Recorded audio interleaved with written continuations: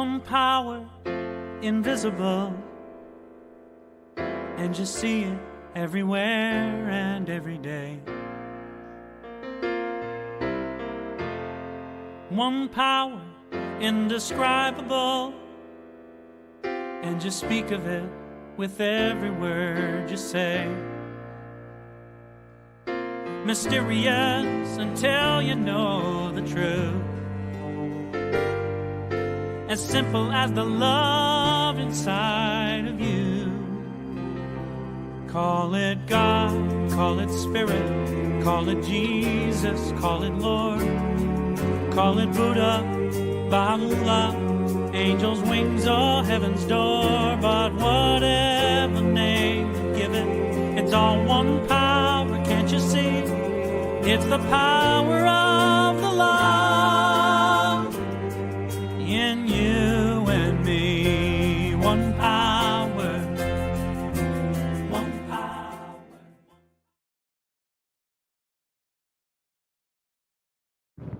Hello, hello. There we go.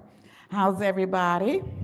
Hoping everyone is doing good. We want to welcome each and every one of you here today and online for making the choice to be with us today, simply because we know you had the choice to be elsewhere. So we welcome you in being with us. We are a community that is all inclusive, and we absolutely say that, and we also live that. I want to read our Midtown vision statement. We are a strong, open, globally connected community centered on the clarity of principle.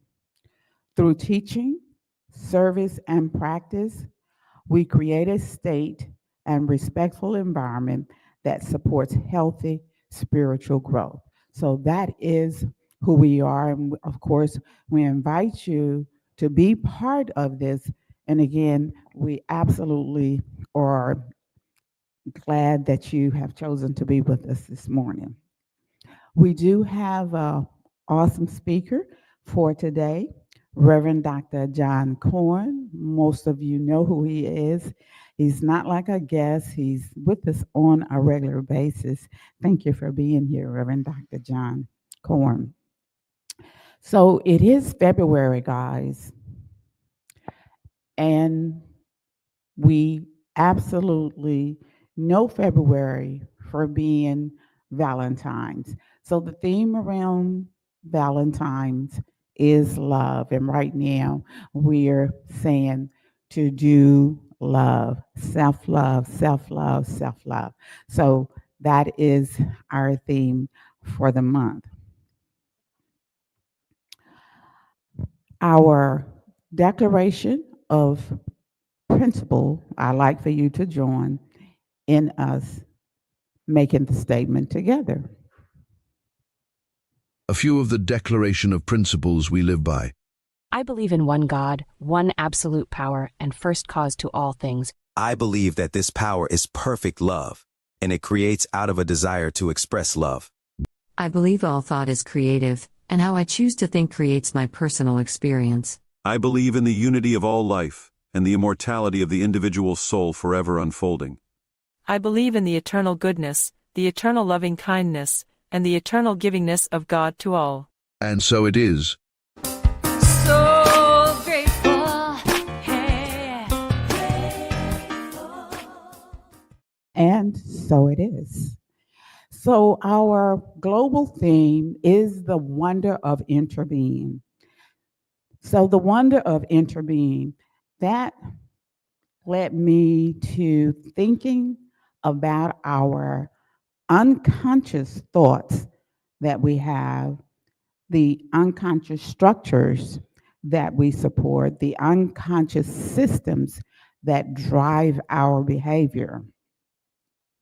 And it led me to think about two entities that I look at as being interbeing. One being our ego. We kind of know ourselves from our ego. We kind of identify ourselves through our ego, who we like, what we don't like, what's good, what's not good. And from our ego, we also get our past. And our past is who we were or what we knew. Again, it was what someone said to us, that is who we are. And again, we know oftentimes that past is limited. It doesn't always work the way that it used to in the past. And of course, our ego tells us about our future. The future is an illusion in and of itself. Why? Because it just hasn't happened. And having the experience in our ego, we have found it to be not fulfilling. That is just not a good experience for us.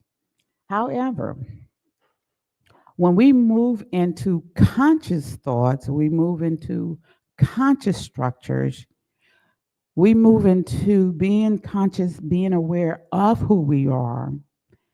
This is a mindset that moves us into the present moment. And in this present moment, we will find that the experience with spirit is quite fulfilling. Rarely is that experience not fulfilling in spirit. We can tell the difference as to whether we're making the choice to have our experience in ego simply because we're going to feel depressed, we're going to feel not good enough, we're going to feel like this is always me, the victim, the victim, the victim. And of course, that is not very uplifting. The other experience in having the experience in spirit, you're going to find that the experience of spirit, whatever the experience you're going through and you go through it in spirit, it is uplifting, it is empowering. You can consciously make the choice to choose wealth, health, love, or creativity. And as a co-creator with spirit, it gives you a sense that you too can be an active participant in the experiences that you have in life. So the choice, guys, is yours, whether you choose to experience ego or whether you choose to experience spirit. Either way, it is your choice. I want to do a quick treatment, and this treatment will be again for love. We kind of know the need for love has always been present, and again, whenever that need for love is there, we here in this community know the source of love is the infinite. So we know there's an infinite amount of love, and we will always be able to experience self-love with spirit. So as we center ourselves, we come to know and to understand that there is just the oneness, just in and of itself, which is of all things, which is the creator of all things. We come to know and accept that there is nothing other than this oneness of magnificence, this oneness of being, this oneness of truth. Out of this oneness, we know and understand the manifestation that goes forward, including me, myself, to be of this magnificent substance, to be of the magnificent creator, to be of this oneness, to be of this love. It is in this love we find self-healing. It is in this love that love flourish, that love manifests, that love multiplies. It is in this consciousness of love I come to know myself as experiencing love with spirit, in spirit. And in this state of mind, in this state of love, in this state of being, I can know without a doubt there's nothing but love all around me. There's nothing but love through me. There's nothing but love that exists in this universe. There's plenty of love for all and each and every one of us. And it is this love that brings to our being, that brings to our spirit the healing that we so desire. It is only this source of love that we find to be pure, which is of the infinite, which is of the oneness. And it is this knowledge, this information, it is this knowing, it is this awareness I am very grateful for. And I give thanks. And so it is.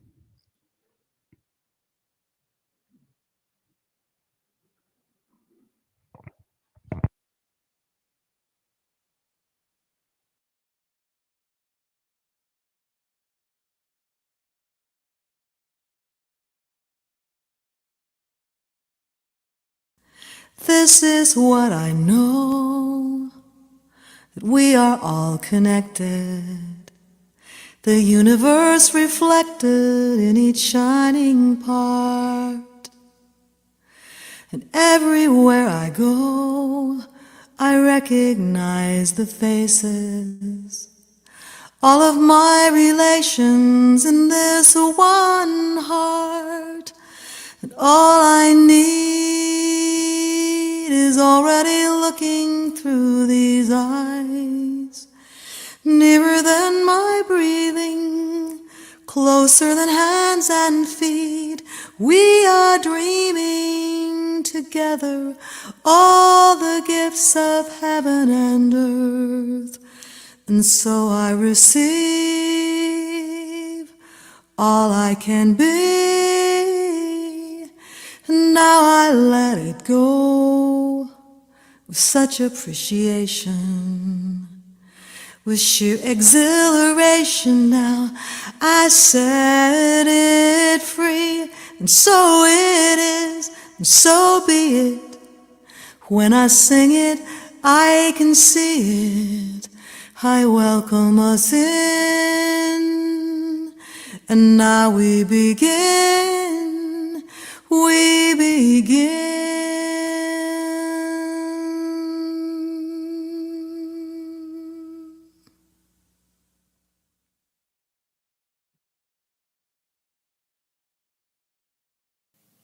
Hi, everybody. I am JD Martin.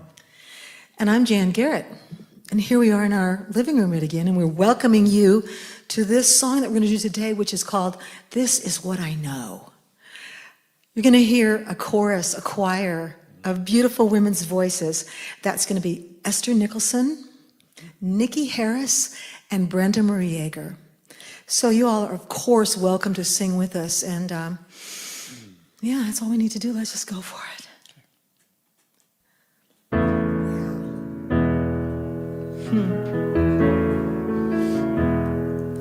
Oh, yeah.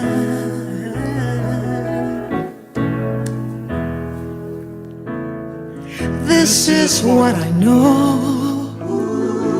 We are all connected. The universe reflected in each shining part. And everywhere I go, I recognize the faces, all of my relations in this one heart. All I need is already looking through these eyes, nearer than my breathing, closer than hands and feet. We are dreaming together all the gifts of heaven and earth. and so I receive all I can be. Now I let it go with such appreciation, with sheer exhilaration. Now I set it free, and so it is, and so be it. When I sing it, I can see it. I welcome us in, and now we begin. Amen.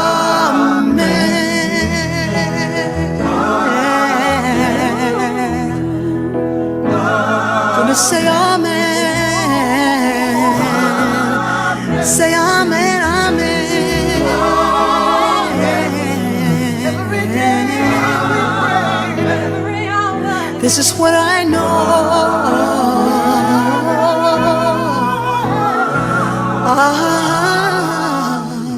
Amen.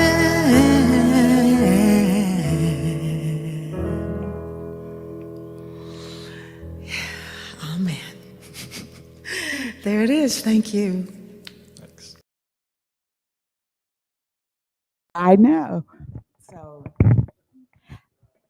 okay, great.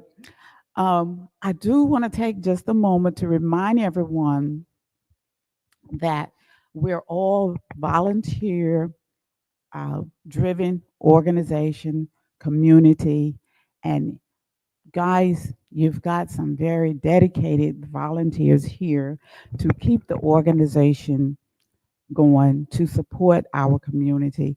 And it is an absolutely wonderful community. And we certainly do appreciate each and every one of you. So the annual meeting will take place the first Sunday in March, which is March the 2nd. So please put that on your calendar. We could not exist without you. We could not exist without your support, your financial support, your prayers, your spiritual support, your physical support. We are here today simply because of you, and we are grateful to you for believing in an idea that is greater. Thank you. So I would like to bring up, I say guest speaker, but he's actually not a guest. He's kind of like family here. Reverend Dr. John is a licensed and ordained minister since 2015 with a doctorate of divinity and a doctorate in religious studies. He's a certified hospice chaplain and religious science practitioner as well. He's been faculty of the Emerson Theological Institute since 2014 and the Dean of Students since 2023. Besides teaching, his passion is to serve the disenfranchised. He serves on the Emerson Theological Institute Board of Directors and the affiliate New Thought Network Board of Directors. So we welcome you, Dr. Reverend John Karn. Please, a big welcome, everyone. Thanks. Goodness me. So radical interconnection, when I first saw that, I was like, yeah, radical. I'm down with that. And then we go back to this interconnection, interconnectivity. And I was like, I don't know what that is. And so I started researching. That's what ChatGPT is for, in case you didn't know. But I wasn't finding anything very specific. And when I stopped this intensive searching, it's like when we release a prayer, the answer floated in as soon as I relaxed. And I got what I needed to do this talk today. The basics of interconnectivity are like symbiotic relationships. There's a fish called the remora fish, and it swims around underneath sharks and sort of under their fins to the side. And some of them are even attached to it to eat the mites off the shark. And the remora fish are fed whatever the shark doesn't eat that floats down their way. And so the remora fish can't live without the shark. And I would guess perhaps the shark can't live without the remora fish because of the mite situation. But the whole interconnectivity has to do with us relying on something else, and that something else relying on us for life, for our life to be here. And in the ocean, we've got the shark and the remora fish, and then we've got the nurse shark down at the floor of the ocean, and she's like vacuuming, just vacuuming the ocean floor. And so that keeps the water the way it needs to be. And I've done dives with sharks, scuba dives, and it's very interesting to me that they remind me of a dog, and I'm a dog person. They come floating by you like an 8-foot-long shark, and they're just looking to see if you have anything to eat. Honest to God. We even did a nighttime dive, and you go back at night to a place you had been during the day so that you know your way around. And as soon as I was down in the water and it's darker, I would see like a black shadow passing by. And again, it was a dog. Did you bring me something? I remember you from earlier today. Did you bring me something now? So that's entertaining. But I've never done the white sharks. These are like Caribbean reef sharks. So if we go back to our dependence, the sharks on each other, our dependence on the whole, we can look at the idea of a farmer who's got a long chain of events before he plants his crop, but all of that is in order. The farmer plants his crop, grows it, does whatever it takes to create that, and then they cut it off. You know, they run the little machine through there, they just rip it all off. Or if it's an animal, they shove it into a truck. And then it goes off to a middleman. The middleman is somehow paid for that back and forth. And then he brings it to the stores where we go to buy it. And so we need a job so that we can afford to buy it. We have a house, hopefully, that'll keep it the right temperature.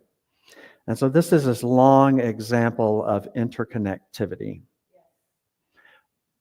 But I still haven't addressed the radical piece yet. So I'm going to leave that to you for you to answer as we get to the end of the talk. And you know, you can always shout out at me. I'm so used to it. I did a little time, I call it my time, at an evangelical gay church. And I was there to help move them into New Thought. That was the reason I was asked to be there. But they jump up and yell.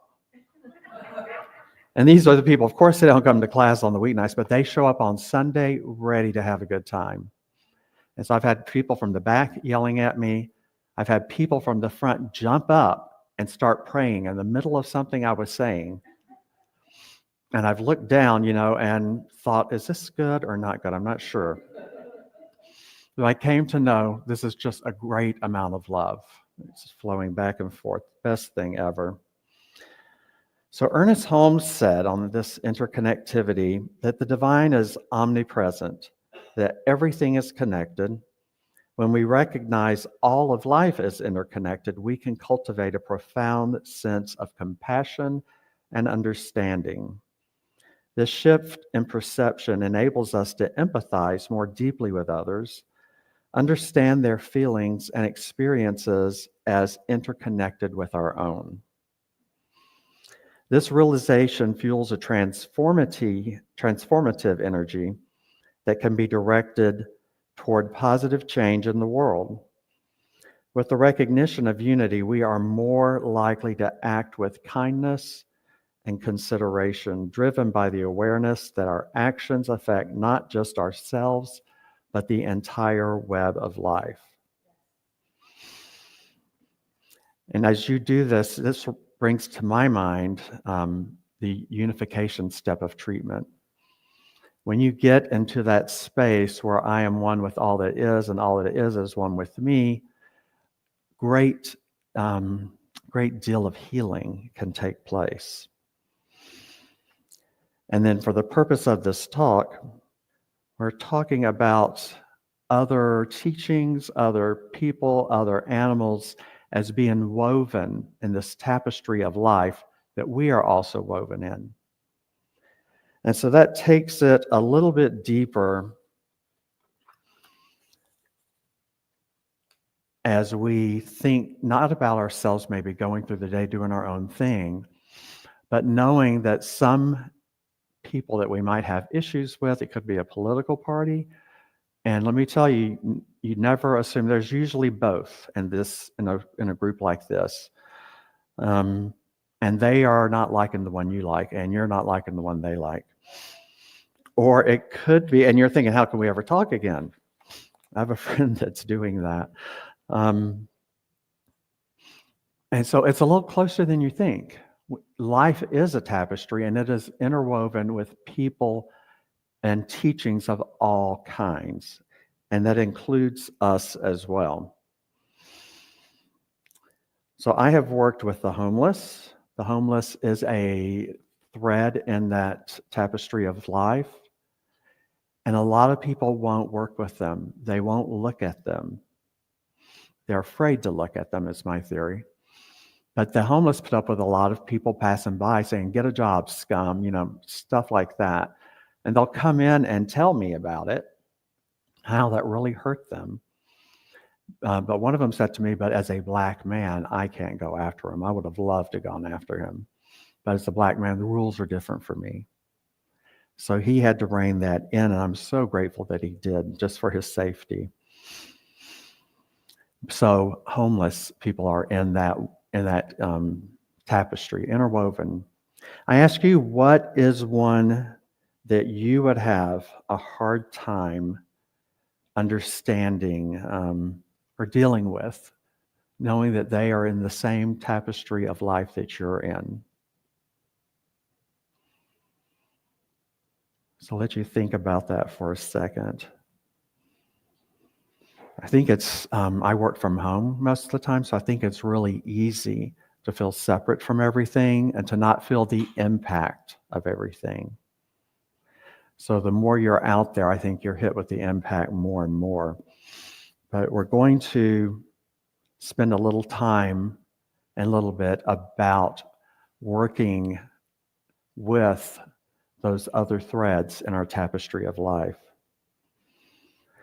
We have the opportunity this month to look into other spiritual paths, some of which we might not know about. Essie, can you bring me that water, please? So picture the tapestry. This is what CSL wants us to contemplate this month. Today, believe it or not, I was very happy to find this out, February 2nd is a pagan and Wiccan holiday called Imbolc. Do we have any Wiccans or pagan people in here that know about this? Well, I had to call one of my pagan friends because, of course, I've got a pagan friend.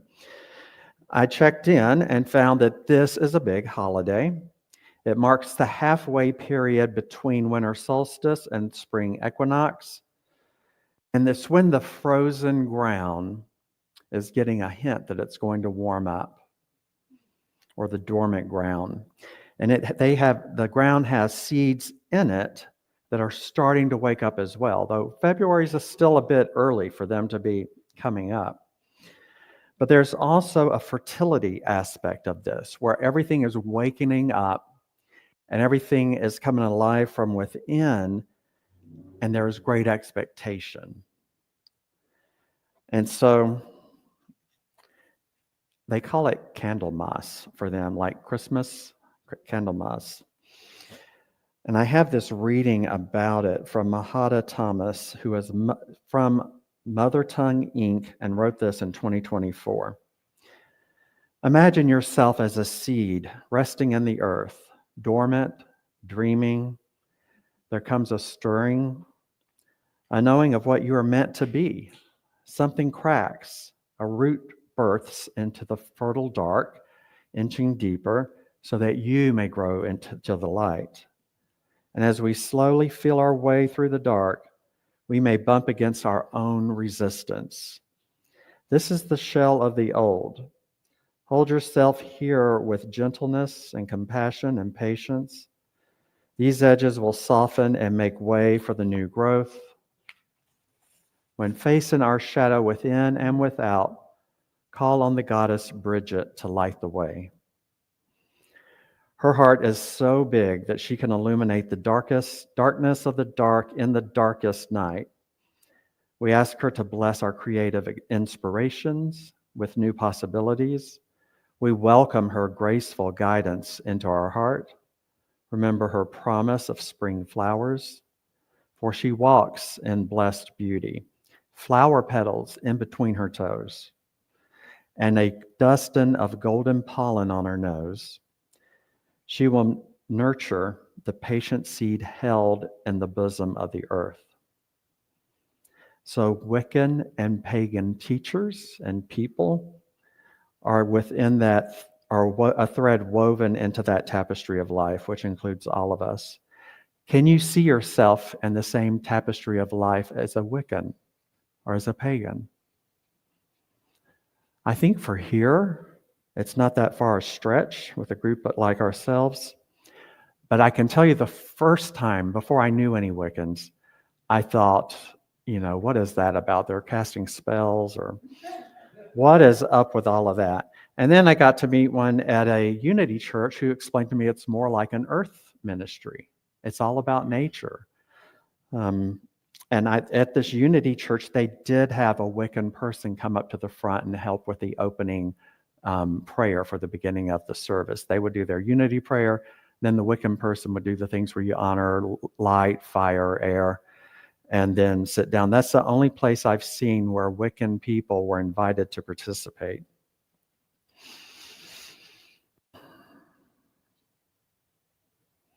And call to mind the love, the thought of love. God is love, right? The love that is here and now. We want that in our tapestry as well.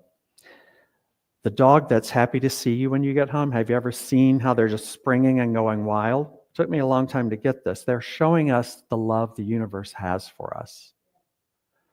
So we want to have that demonstrate more and more in our life, have that love into our tapestry to bless and uplift people from all walks of life, such as the Wiccan. They may need our blessings. The dog that's happy, I already said that. Children expressing great joy. Have you ever seen a baby and the joy just seems like it shoots through their feet? That level joy has not been harmed yet, has not been dialed back any yet. It's just pure and beautiful. When you go within, you can feel around and see if there is a space within you that is resistant to a group that might be in your tapestry. One that makes you feel, as you do this, you can feel within sort of a tension within yourself. And as you feel that tension, that resistance to whoever that group is, you can breathe into it. This is along your diaphragm. That's where my hand is. You can close your eyes and breathe into it. And keep breathing into it until you feel it relax and open up. And then you can come right back to the now. I have heard to do, I've learned actually to do little things that settle you from being nervous and nobody's seen. So you have time to deal with the person that's very much in your tapestry. They're in your face, they're in your life. That person's there for a reason. Guess why? You brought it. You brought that person to you. So know that just as sure as that has happened, you can breathe and let it go and let the resistance to that person go. Thich Nhat Hanh wrote in The Art of Living that through mindfulness, we can embody interbeing. Mindfulness is a practice of being fully present and aware in every moment without judgment or distraction. Through mindfulness, we learn to pay attention to our thoughts, our feelings, and environment around us in a way that is accepting and observing. This heightened awareness allows us to connect with the present and the experience of life more deeply and completely. When we are mindful, we see how our lives are linked with others because our actions impact others and how others' conditions reflect on our own. Excuse me.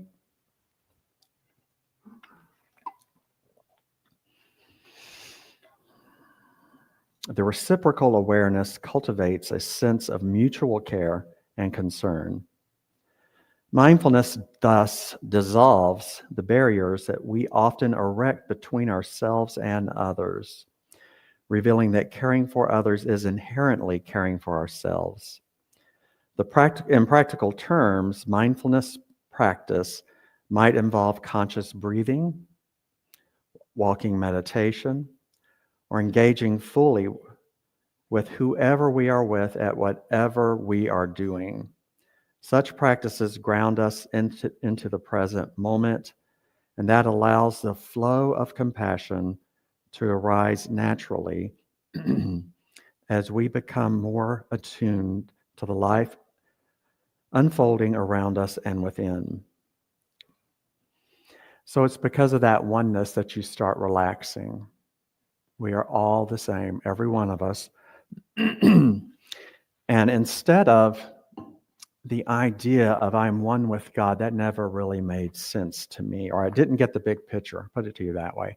It didn't give me the big picture of who and what we are. And when you think of God as all that is, we are a piece off of it, or like an extension from it. You can do the hand and the finger, but I like to think of the sun and its ray. We're bigger than like the finger. We're bigger than that. We want the sun's ray. It's an extension. All the way around it, there are extensions, and each one of those is us. So we're each made from the sun. We have within us the exact same stuff the sun has in it, and we're all connected. And so that makes sense to me. It's easier for me to get it that there's no part of me that is not God, or no part of me that is not the sun. So there's nothing like this little piece in here or in here. And I used to hear at Unity, a little light. Think of like a little candle light. But David Barrett would say, no, it's all of you. It's all of you from the tippy top of your head to your tippy toes. And when you go there, you can go straight from there into unification and understand there's no out there anymore. There's no us and them. And we get our first lesson on us and them as children, is what the parents tell the child. And then we see it now with other groups and a lot of different racial issues right now that are very upsetting. But to understand our interconnectedness with all life, all right, we have to understand that we are interconnected with all that is. And so I want to ask you now, what do you think the radical is in radical interconnectivity? Someone shout out this time, just like we're in a classroom. No idea? All righty. Well, it came to me. It took me a while. You put radical on the word interconnectivity, and radical is love. People are surprised, and will somehow think more of you for bringing love with you into different situations, for being the love in that situation. You know, when we fed the homeless, I did the homeless dinner for a long time, people would say to me, "Oh, you're so good doing that." And I was thinking, no, I'm not. I'm just myself. doing this. Other people I worked with told me the same thing. Someone said that to them. And what we were doing was we were coming together in a great deal of love, preparing the food. The food was donated by restaurants and grocery stores, other homeless kitchens. Someone might be over at another one downtown, and they might bring a ton of food to us as well.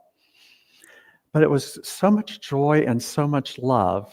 And when we worked with the homeless people, they got to know us after week after week after week, and they would never tell me a street name for them. They would always give me their real name.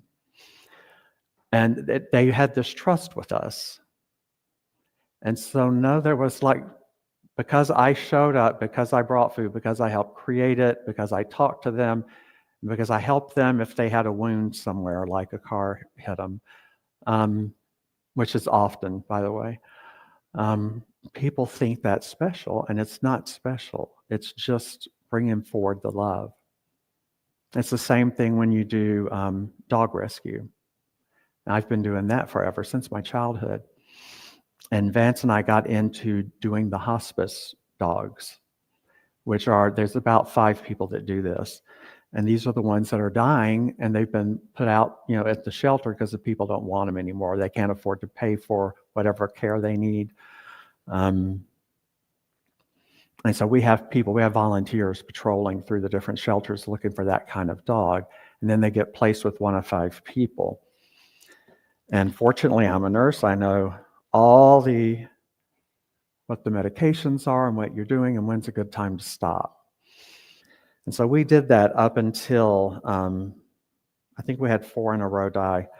And we did that up until I ended up getting a puppy because we were so burnt out at that point. We needed a little break. And he's just adorable. I wish I thought to bring a picture of him, but I didn't.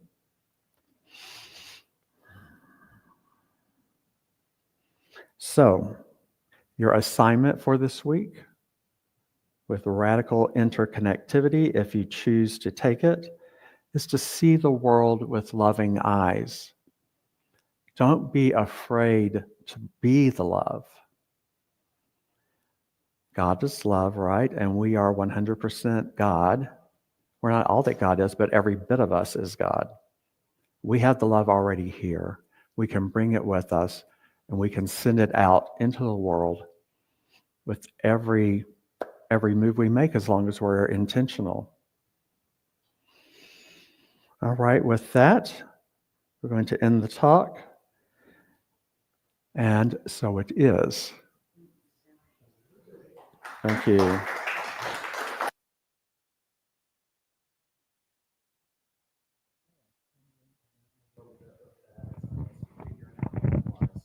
All right. Thank you, Reverend Dr. John. Woo! Awesome talk. There was a lot of that resonated with me because it's our life. So, I appreciate everybody being here in person. Now it's time for conscious giving. So, if you would with me say our affirmation of life or affirmation of prosperity, which is going to show up on the screen in a second. Diego, there we go. I live in a universe of abundance. As I freely and joyfully give, I join in the divine flow, and all that I share with life returns to me multiplied abundantly, and so it is. So you can give online, scan the QR code, or if you're in the room here, there's a basket in the back to put donations into as well. CSLMidtown.org/donate. If you're online, is a way to give. You can set up a ongoing contribution or just do one-time contributions there. So all of that is available. I've got some announcements. The speaker next week is Reverend Cynthia Paulson. Welcome back, Cynthia. Yay! So all this family coming back to talk, which is great. And like Barbara said, put on your calendar for the 2nd of March. That's our annual meeting coming up. So we've got some things to talk about, the financials and where we're going, the direction we're going, and some new stuff coming at the end of March that we want to get on your calendar. Yeah. Co-creation process is coming. So yeah.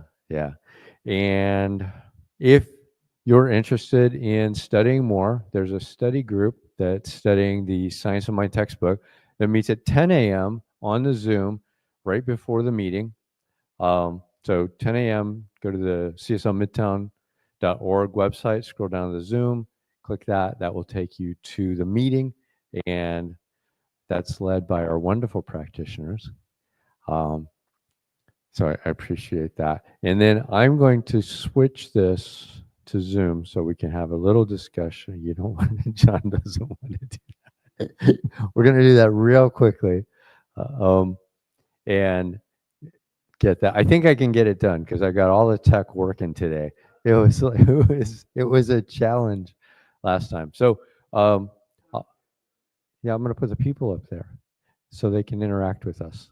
So give me a sec. We'll try it. I know we've had a challenge with this the last few times, and there's a few people online that I think would like to say hello to everybody. So I'm going to give the mic to Maya for a second, and while I go switch everything. And so say with us our affirmation of life.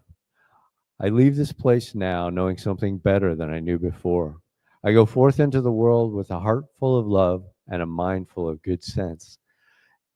In a greater way, knowing that I have within me everything to create the life I desire.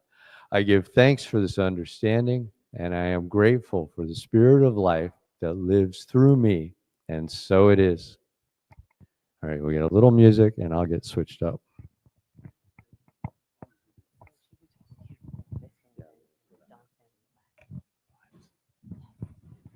Where I have to go? Okay. Hey, I'm so grateful.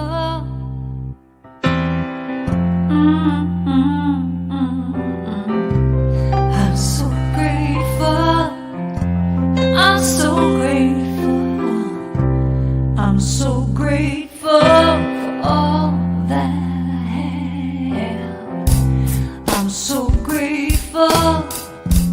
I'm so grateful. I'm so grateful for all that I have. Hey! Oh yeah. Grateful. I just say I am so grateful every day for all I have. Every day. I'm so grateful. I'm so grateful. I'm so grateful.